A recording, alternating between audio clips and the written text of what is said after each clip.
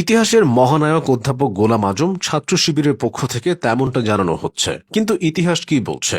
গোলাম আজম মহানায়ক নাকি খলনায়ক? ১৯৭১ সালে গোলাম আজমের কথা ও কাজের আলোকে সেই উত্তর খুঁজে নেওয়া যাক। ১৯৭১ সালের ২৯ জুলাই পরিস্থিতি তখন উত্তাল। এমন সময় পাকিস্তানের গভর্নর টিক্কা খানের সঙ্গে তার বাসভবনে বৈঠক করেন পূর্ব পাকিস্তান জামায়াত ইসলামীর আমির গোলাম আজম। বৈঠকে টিক্কা খান গোলাম আজমকে বলেন, দেশদ্রোহী মুক্তিবাহিনীকে মোকাবিলায় পাকিস্তানের আদর্শে বিশ্বাসী রাজনৈতিক দলের কর্মীদের দলে দলে মুজাহিদ বাহিনী গড়ে তুলতে হবে।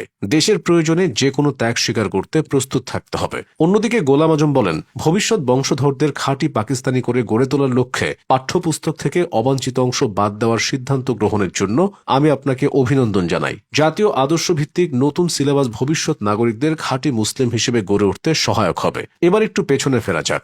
গোলাম আজমের কর্মজীবনের শুরু ১৯৫১ সালে রংপুরের কারমাইকেল কলেজে শিক্ষক হিসেবে। তখন রাজনীতির সাথেও সম্পৃক্ত ছিলেন না, কিন্তু তাবলিগ জামাতের সাথে সম্পৃক্ত হয়ে বিভিন্ন মসজিদে গিয়ে বক্তব্য তুলে ধরতেন। তবে শিক্ষকতা করার সময় এক পর্যায়ে গোলাম আজম সৈয়দ আবুল আলা মওদুদীর জামায়াতে ইসলামীর রাজনীতির সংস্পর্শে আসেন ১৯৫৪ সালে। আর ১৯৫৬ সালে চাকরি ছেড়ে সরাসরি জামায়াতের রাজনীতিতে নেমে পড়েন। জামায়াতে ইসলামীতে যোগ দিয়ে অল্প সময়ের মধ্যেই তিনি তৎকালীন পূর্ব পাকিস্তানের সাধারণ সম্পাদক হয়ে মূল নেতৃত্বে এসেছিলেন।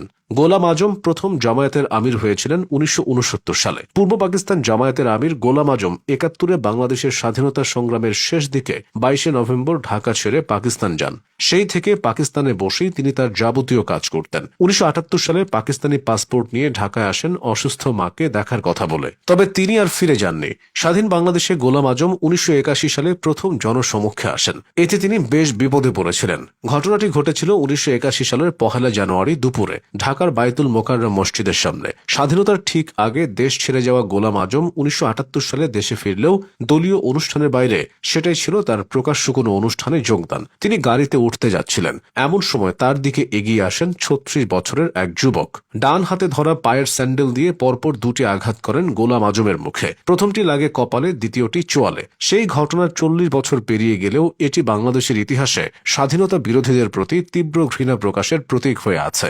গোলাম আজমের বিরুদ্ধে অভিযোগ আছে তিনি মুক্তিযুদ্ধকে গোলযোগ এবং মুক্তিযোদ্ধাদের দুষ্কৃতকারী বলেছেন। ৭১-এর এপ্রিলে এক বিবৃতিতে গোলাম আজম মুক্তিযোদ্ধাদের এজেন্ট ও পাকিস্তান বিরোধী বলে আখ্যা দিয়েছিলেন। তিনি বলেন, ভারতীয় বা পাকিস্তান বিরোধী এজেন্টদের যেখানেই দেখা যাবে সেখানেই পূর্ব পাকিস্তানের দেশপ্রেমিকরা তাদের নির্মূল করবে। তৎকালীন প্রেসিডেন্ট ইয়াহিয়া খানের সঙ্গে গোলাম আজমের কথা হতো। ১৯৭১ সালের ১৮ জুন লাহোর বিমানবন্দরে সাংবাদিকদের প্রশ্নের জবাবে গোলাম আজম বলেন, পূর্ব পাকিস্তানের অবস্থার আরও উন্নতির জন্য তিনি প্রেসিডেন্ট ইয়াহিয়া খানকে পরামর্শ দিয়েছেন। ১৯৭১ সালের ১৪ আগস্ট আজাদী দিবস উপলক্ষে কেন্দ্রীয় শান্তি কমিটি আয়োজিত কার্জন হলের সভায় গোলাম আজম পাকিস্তানের দুশ্মনদের মহল্লায় মহল্লায় তন্ন তন্ন করে খুঁজে তাদের অস্তিত্ব বিলোপ করার জন্য দেশপ্রেমিকদের শান্তি কমিটির সাথে সহায়তা করার উদাত্ত আহ্বান জানান।